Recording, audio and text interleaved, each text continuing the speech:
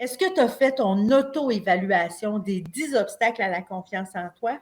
Parce que si ta confiance ne se développe pas comme tu voudrais ou se détériore, c'est parce qu'il y a quelque chose qui l'en empêche. Puis, ben, il y a 10 hypothèses à vérifier. Donc, c'est ça les 10 obstacles qu'on va jaser. La semaine passée, on a jasé des obstacles 1 à 5. Aujourd'hui, on va s'attaquer aux obstacles 6 à 10. On va les prendre un par un. Puis, on va te donner des trucs et des astuces pour pouvoir passer par-dessus. Passer au travers. Hein, Ouais. pour les détruire. Voilà. J'ai ma précieuse complice, Pascal, qui est avec moi, qui était en backstage d'habitude dans les commentaires, mais qui est avec moi maintenant. On a testé ça avec le bilan, puis le live de la semaine passée, puis on aime ça, hein? Je me suis dit que c'est le fun d'être deux quand même. Hein? Ouais, regarde. Toi, tu t'en moins tout seul. Moi, je me sens plus dedans aussi en étant en direct puis en pouvant dire des questions puis participer. Puis c'est d'ailleurs pour ça, je vous le dis, que je suis sur mon cellulaire en même temps parce que je vois pas les noms qui défilent tout le temps dans mon chat sur le côté. Fait que je fais mon impoli en regardant mon cellulaire. C'est ça. C'est pas parce que c'est par intérêt pour vous autres. Ben non, c'est ça. Puis, je te rappelle que jeudi, 19h, cette semaine, j'allais dire je fais, mais on le fait-tu? Es-tu là avec moi, Pascal, jeudi? Oui, ben, je pense que oui. Moi, j'avais acquis que oui, ouais. Ouais, OK, bon, j'aimerais ça. Fait que jeudi, on va vous animer un atelier de 7h à 8h en soirée. Puis, le but, en fait, je l'ai appelé Destination Confiance. On va vous accompagner à bâtir votre plan d'action en 7 étapes pour bâtir votre confiance en soi. Puis, tu sais, vous allez sortir chacun avec votre plan personnalisé. Ce n'est pas un plan qui s'applique à tous. On va vous accompagner pour bâtir votre plan. Tu arrives là, papier, crayon. Puis, tu vas sortir de là avec ton plan. C'est jeudi à 7h. Je vous ai partagé, là, ça fait une semaine ou deux qu'on est dans la confiance en soi. Je vous ai partagé une auto-évaluation. Puis, c'est vraiment une checklist là, des 10 obstacles à la confiance en soi pour que tu puisses identifier tes propres obstacles. Fait que tu peux le télécharger, l'imprimer. Puis, c'est ça. Tu peux même me partager en commentaire combien d'obstacles tu avais sur 10.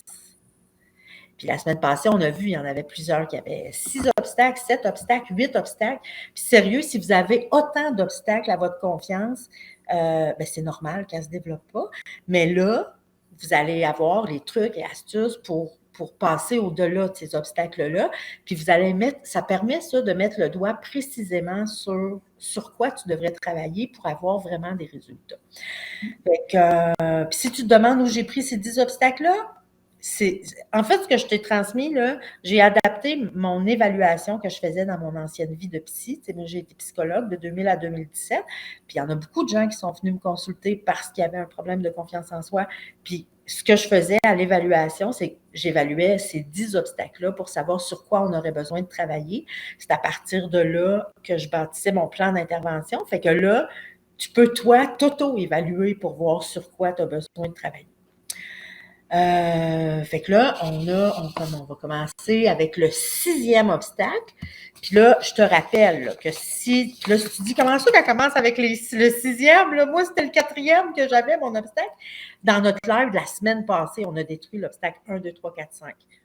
Tu tolères des relations toxiques, le 1. Le 2, je dis ou je pense régulièrement que je n'ai pas confiance en moi. Le 3, je me dévalorise chaque fois que j'ai peur. Le 4, j'ai tendance à éviter ce qui me fait peur. Puis 5, j'évite même tout ce qui me rend inconfortable.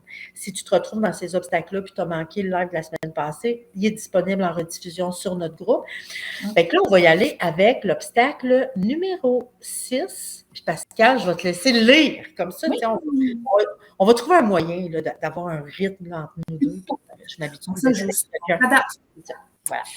Fait que le 6e obstacle, c'est « Je ne me donne pas droit à l'erreur ». Si tu ne te donnes pas le droit à l'erreur, pour ce qui est de la confiance en soi, tu vas pogner un mur. Parce que, bon, tu te souviens, la semaine passée, on disait, si tu veux développer ta confiance en toi, il faut d'abord que tu décides dans quel domaine tu veux développer ta confiance. Tu sais, que tu complètes la phrase, là, je veux me sentir plus capable de. Fait qu'admettons que tu veux te sentir plus capable de t'affirmer, plus capable de prendre soin de toi, tu veux te sentir plus capable, tu sais, dans quel domaine tu veux développer ta confiance. Ben, si tu veux développer ta confiance là-dedans, c'est parce que pour l'instant, tu ne l'as pas, ta confiance. Fait que, il y a des bonnes chances que dans ce domaine-là, tu sois débutant. Puis, ben, quand on débute, ben, on fait des erreurs. C'est pas parce qu'on est incompétent, c'est pas parce qu'on n'est pas bon, c'est parce qu'on est débutant. C'est normal. Fait que si tu n'es pas capable si tu ne te donnes pas le droit à l'erreur, tu vas être dans le trouble. Parce qu'en ne te donnant pas le droit à l'erreur, ben, tu vas t'empêcher d'être débutant. Parce que quand tu vas être débutant, les erreurs viennent avec. Fait que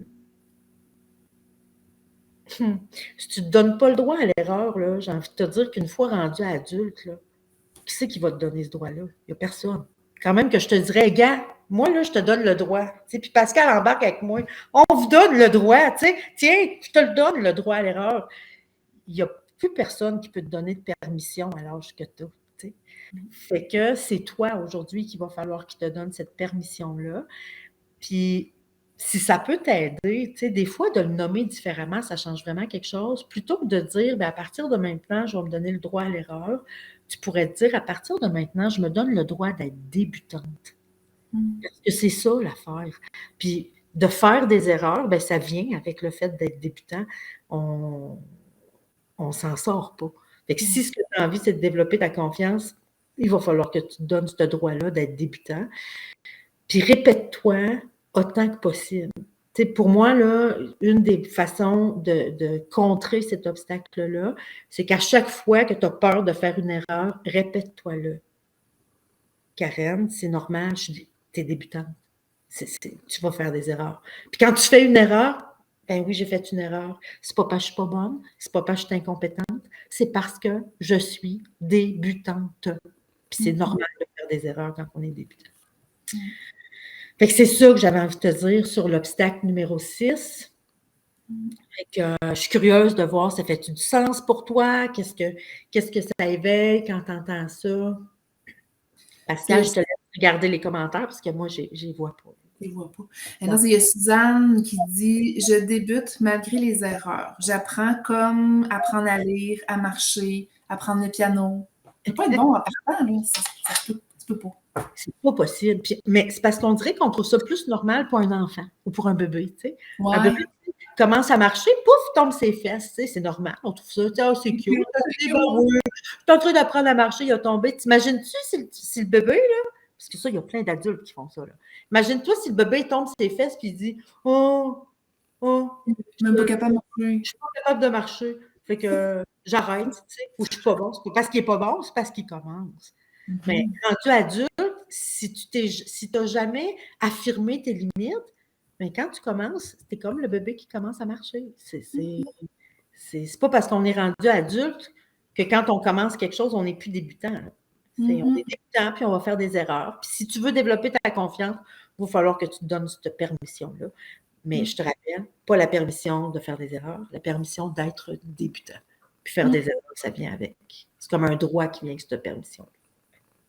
Tu vois, il y a José qui dit « Le succès est une suite d'erreurs corrigées. » Nancy qui dit « Attends, que je la... Attends une minute, que je la... Répète-moi ça. Le succès est une suite d'erreurs corrigées. » C'est tellement ça. C'est exactement ça. Ouais. Joël qui dit « Je déteste les négations ou les mots négatifs, donc j'adore être débutant. » Voilà, oui. J'essaie, puis là, Karine a dit « J'essaie de me dire j'ai fait un apprentissage au lieu d'une erreur. » Eh bien là, on s'en va. Il me semble que ça indique cela qu'on devrait se rendre au prochain. Ouais. On passe au 7e obstacle, OK? Fait que la prochaine fois que, si tu trouves que tu ne te donnes pas le droit à l'erreur, rappelle-toi, c'est normal, je suis débutante, donne-toi le droit d'être débutante. Fait que, on passe à l'autre. 7e obstacle. Lorsque je me trompe, je suis envahie d'un sentiment d'échec. C'est ça. Quand on se trompe, il y a comme un signal en dedans qui vient nous dire qu'on s'est trompé, puis il y en a beaucoup qui vivent ce sentiment-là comme un échec. Déjà, quand tu vas commencer à te donner le droit d'être débutant, quand tu vas te tromper, tu vas moins avoir le sentiment d'échec. Fait que, si tu règles l'obstacle numéro 6, ça va t'aider pour cet obstacle-là. Il y a quelque chose qui est important que tu saches, OK? Le sentiment d'échec, là, un peu, c'est parce que là, OK, c'est parce qu'il y a quelque chose que je m'en allais dire, que je me suis dit, il me semble que c'est pas dans ce. OK, je le dis pas, je vais le dire après. C'est pour les rechutes, c'est ça. Oui. Quand on a un sentiment d'échec, généralement, c'est une lumière qui allume dans notre tableau de bord pour nous dire qu'on n'a pas tiré toutes les leçons d'une expérience. Fait que, tu sais, quand tu le disais tantôt, là, une réussite, c'est une succession d'échecs. C'est une série d'échecs corrigés. Ouais. Ah. Fait que la correction, quand tu n'as pas fait la correction, c'est là que tu as un sentiment d'échec. Mais à partir du moment où tu as essayé quelque chose qui n'a pas fonctionné, puis que tu te demandes, attends une minute, qu'est-ce que j'ai appris de ça? Que tu apprends de ça, ça va te permettre de corriger ta prochaine action. Fait que ton sentiment d'échec va se transformer en sentiment d'avoir appris quelque chose. Fait que c'est la façon de transformer le sentiment d'échec en apprentissage. Puis j'ai envie de te dire aussi que la prochaine fois que tu auras un sentiment d'échec, rappelle-toi toujours, OK? Sois douce et doux avec toi, sois bienveillant avec toi. Quand tu fais un échec, plutôt que de te chicaner, rappelle-toi que tu as fait ton possible. Les humains ont fait tout notre possible. Fait que tu as fait ton possible avec les outils que tu avais, avec l'énergie que tu avais, avec la conscience que tu avais et avec l'expérience que tu avais. Fait que quand tu n'as pas beaucoup d'expérience, c'est normal que des fois, ça ne fonctionne pas comme on voudrait. Fait que rappelle-toi que tu as fait ton possible en tant que débutante. Voilà. Tu sais, la sixième puis rapidement, tu sais, se mettre rapidement, parce que là, on peut avoir tendance à se cogner sa tête, puis à se traiter de toutes sortes d'affaires parce qu'on s'est trompé. Le plus rapidement possible, fais l'exercice de retirer tous tes apprentissages que tu as fait de ça. Ouais. Ben, dès que tu commences, en fait, à te taper sur la tête, vois ça comme une lumière qui vient d'allumer dans ton tableau de bord pour te dire « Hey, tu n'as pas tiré tous les apprentissages! » Fait que là, ce que tu peux faire, puis je t'assure que de le faire par écrit, c'est encore plus efficace. Fait que ce que je t'invite à faire, c'est sortir une feuille, un crayon et écrire tout ce que tu as appris de cette expérience-là. Puis généralement, quand on commence à écrire la liste de nos apprentissages, le sentiment d'échec commence à diminuer tranquillement. Puis souvent, il va disparaître complètement quand tu vas arriver au bout de la liste de tes apprentissages. Est-ce que ça fait du sens pour toi? Je t'invite à partager-nous ça dans les commentaires. Tu sais, il y a Lynn qui dit « Je suis débutante longtemps. Comment ne pas critiquer? » Tu sais, quand c'est plus long, un apprentissage, parfois. Oui. Ben, en fait, là, c'est que ça dépend à quel. C'est quoi son prénom? Lynn. Lynn, j'aimerais ça que tu me partages en commentaire à quelle fréquence tu pratiques. C'est en te pratiquant au moins 3 fois par semaine dans ta zone d'inconfort que tu vas voir les habiletés se développer. Puis, j'ai envie de vous dire aussi, si tu te pratiques plus que 3 fois par semaine puis que les habiletés ne se développent pas, il y a quelque chose qui se passe. Tu sais. J'ai envie de te dire, allez chercher de l'aide à ce moment-là. Allez chercher de l'aide précisément sur ce point-là. Parce qu'il y a quelque chose qui se passe dans l'essai. Là. Il y a quelque chose qui ne marche pas. Parce que généralement, quand tu te pratiques au moins 3 fois par semaine dans ta zone d'inconfort, tu devrais voir tes habiletés se développer, puis quand même assez rapidement.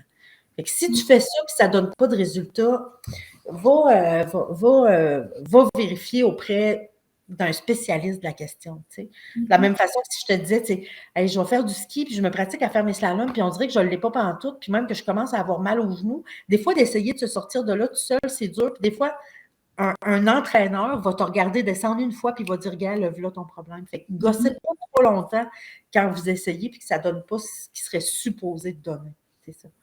Puis Lynn, elle répondait, je pratique au moins 3 fois par semaine et j'ai appris beaucoup de choses, malgré que j'ai l'impression de ne pas aller assez vite. Ah, mais là, ouais, je sais. Là, des fois, je sais pas, Lynn, t'es comment dans ta vie, mais moi, je suis quelqu'un, j'essaie d'aller voir si c'est une Lynn que je connais. C'est Lynn Langer, c'est ça? Oui. Oh, oui, Lynn! Si t'es faite comme moi, Lynn, là, moi aussi, j'aime ça, les affaires qui vont vite, puis j'aime pas full ça être débutante. Ouais. Des fois, j'évite de faire des affaires. Des fois, puis des grands bouts dans ma vie, parce que c'est drôle, je pense que j'ai pas appris dans ma vie, moi, à être débutante beaucoup, parce que quand j'étais petite, moi, j'étais super bonne à l'école. Mais j'étais vraiment pourrie dans les sports. Fait que ce que j'ai fait, c'est que moi, dans mes loisirs, moi, je faisais des devoirs. Moi, j'aimais ça. Je jouais à maîtresse d'école. J'en faisais pas de sport. Fait que j'évitais ce dans quoi je n'étais pas bonne, mais ça fait qu'aujourd'hui, je suis un adulte qui n'a pas développé beaucoup d'habiletés physiques.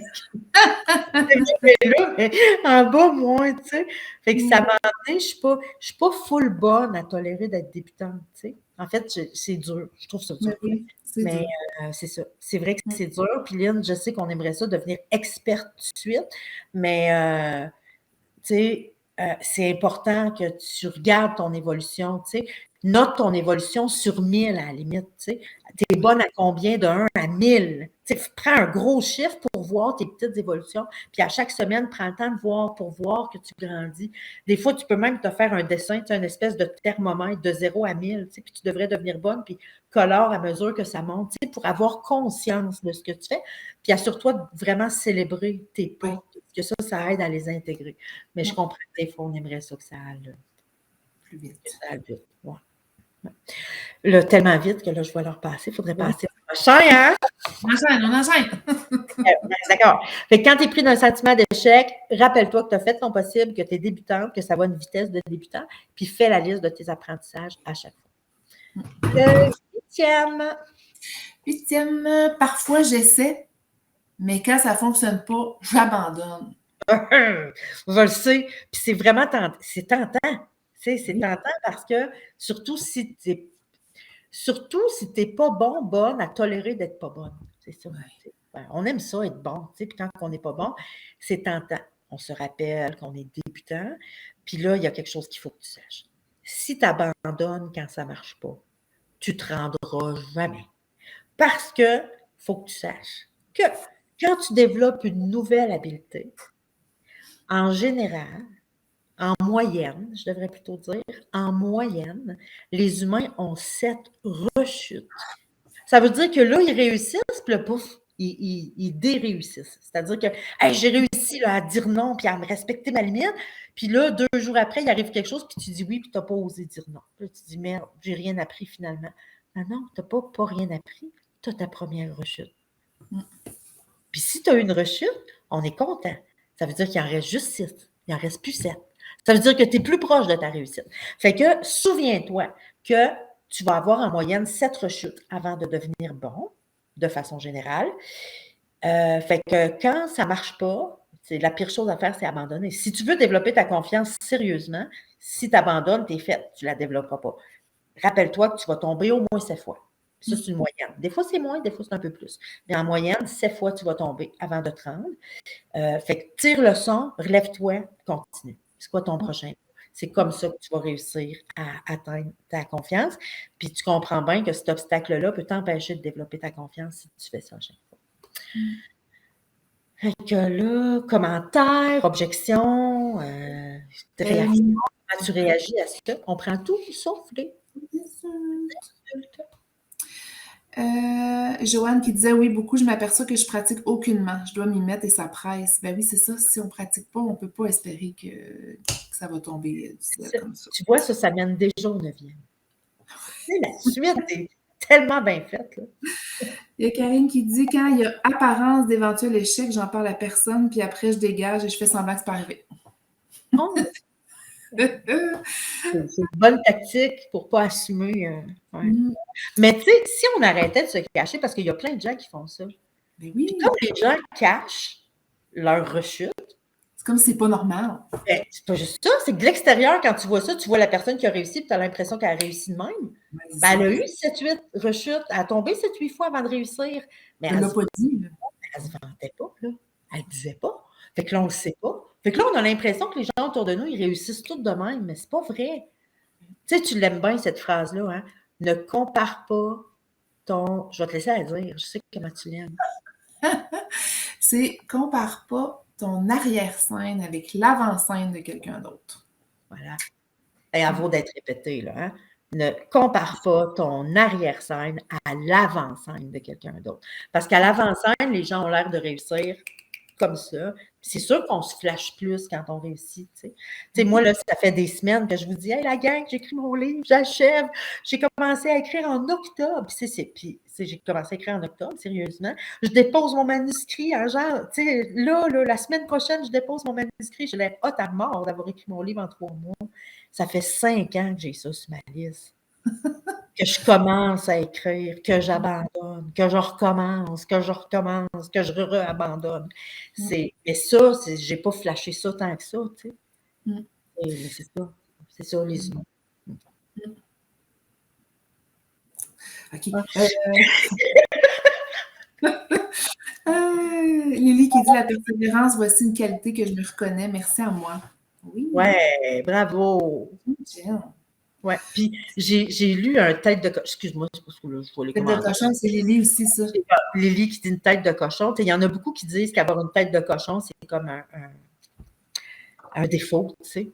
Mais pour moi, les humains, défaut, qualité, ça n'existe pas. Il y a des caractéristiques, puis quand tu regardes l'avantage de la caractéristique, tu appelles ça une qualité, puis quand tu regardes le désavantage de la même caractéristique, tu appelles ça un défaut.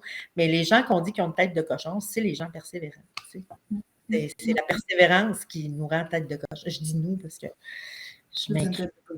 Peu importe. Je dis une petite tête de cochon. Une petite tête. Une petite tête de cochon.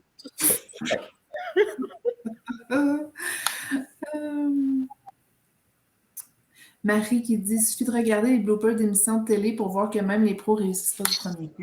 Ça, c'est le fun, oui. Ouais. C'est vrai que ça nous montre l'arrière-scène. Ouais.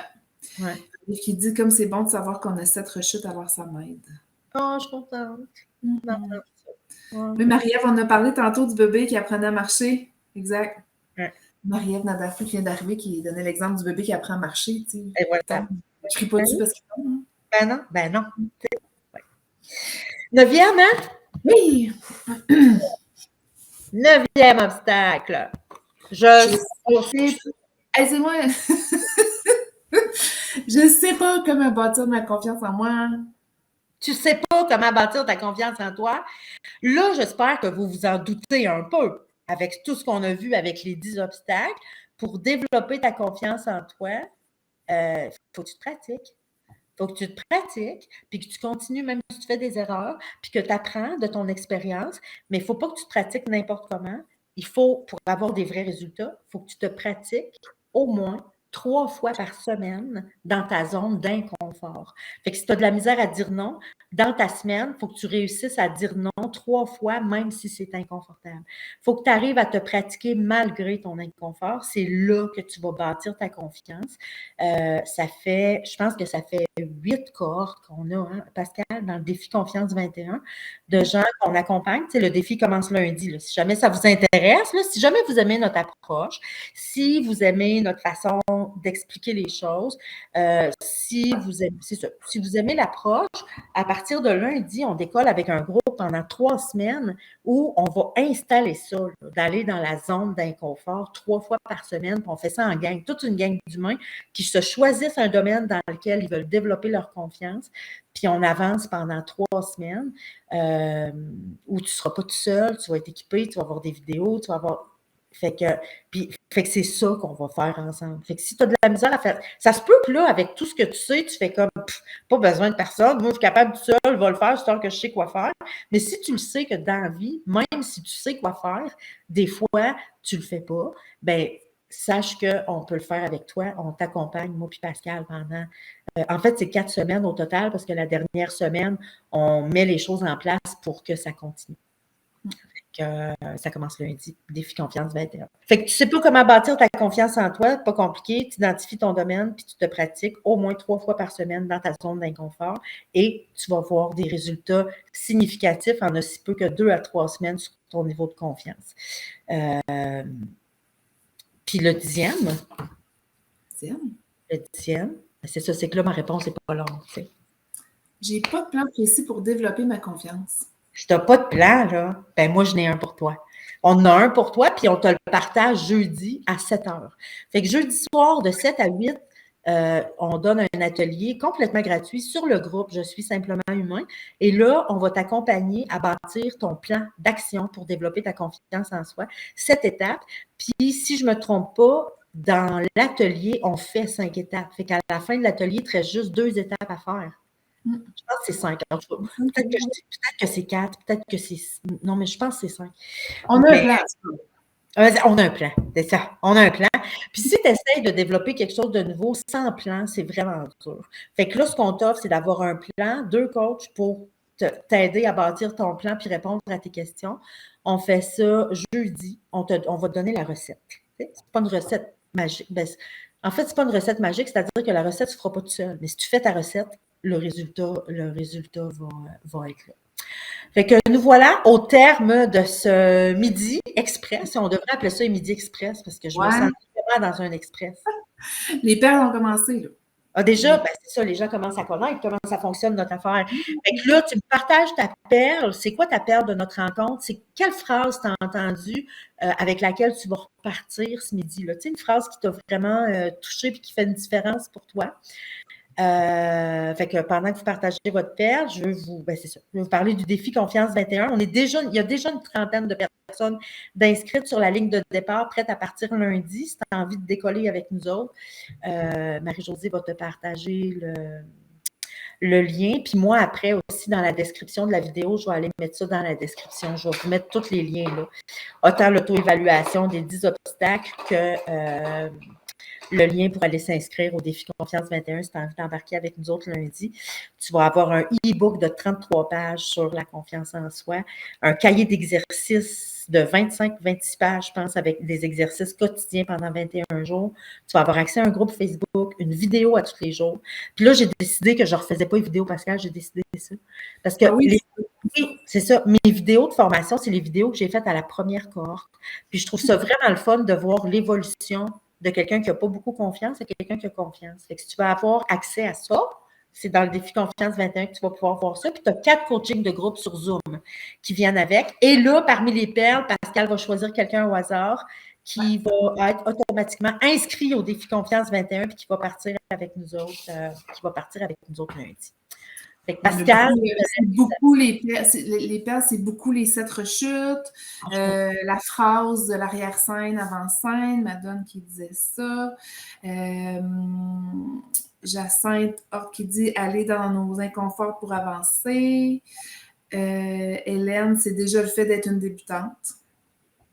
OK, je vais essayer de ne pas abandonner afin de me bâtir un beau futur. Puis si tu as envie de participer au défi, les inscriptions sont ouvertes jusqu'à dimanche minuit. Puis je te rappelle, jeudi 7h avec papier, crayon, 7h du soir, là, de 7 à 8. Arrive papier, crayon, puis on va t'aider à bâtir ton plan d'action personnalisé pour développer ta confiance en toi, étape par étape. Fait que c'est pas mal ça, là. Hein? Ouais. On est rendu? On est rendu. On se voit jeudi. Bon, fait que ça va être un plaisir de te retrouver jeudi. Merci pour votre participation, votre engagement, toutes vos réponses. C'est vraiment le fun. Merci Pascal d'être là avec moi. Je trouve ça vraiment plus vivant et plus agréable. Merci. J'aime ça. Merci. Cool. Fait que, on se voit jeudi. Puis d'ici là, prends soin de toi. Prends soin de toi aussi bien que je prendrais soin de toi si je t'aime. Bonne semaine. Bonne semaine.